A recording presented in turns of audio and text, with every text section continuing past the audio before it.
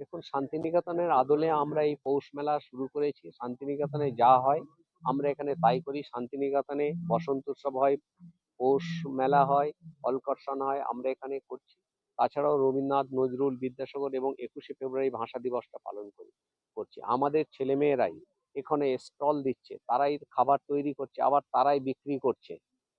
তো এটা চেষ্টা করা হচ্ছে সেইভাবেই তৈরি করার জন্য।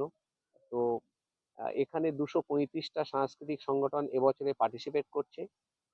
পশ্চিমবাংলার বিভিন্ন জেলা থেকে তারা আসবে এবং 4টি মঞ্চে, বকুলবীথি মঞ্চ, সোনাঝুরি মঞ্চ, আম্রকুঞ্জ মঞ্চ এবং নজরুল মুক্ত মঞ্চ, এই কটা মঞ্চে ধারাবাহিকভাবে অনুষ্ঠানগুলো হবে।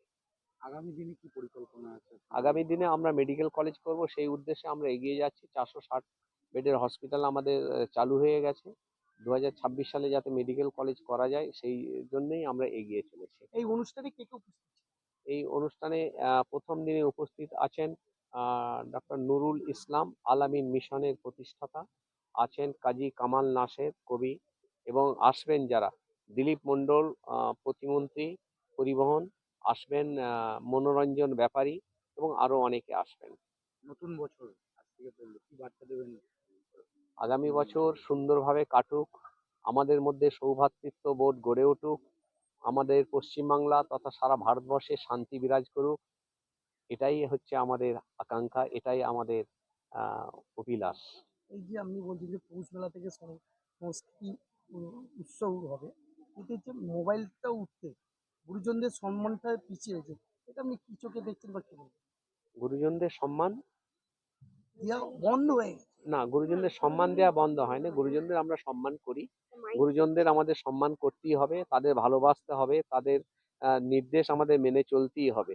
আহ, মোবাইলের জন্য তেমন কোনো অসুবিধা নেই, মোবাইল হয়ে আমাদের সুবিধা হয়েছে, আমরা আমাদের যোগাযোগ ব্যবস্থাটা খুবই ভালো হচ্ছে। মোবাইল ব্যবস্থা আমাদের খুবই ভালো এবং আমরা আজকে মোবাইল দেখেই সবকিছু আমরা করতে পারছি। আমাদের লাইব্রেরি নিয়ে আমাদের ঘুরতে হচ্ছে না, লাইব্রেরিতে যেতে হচ্ছে না, আমরা মোবাইল নিয়েই সঙ্গে সঙ্গে লাইব্রেরির কাজটাও করে নিতে পারছি।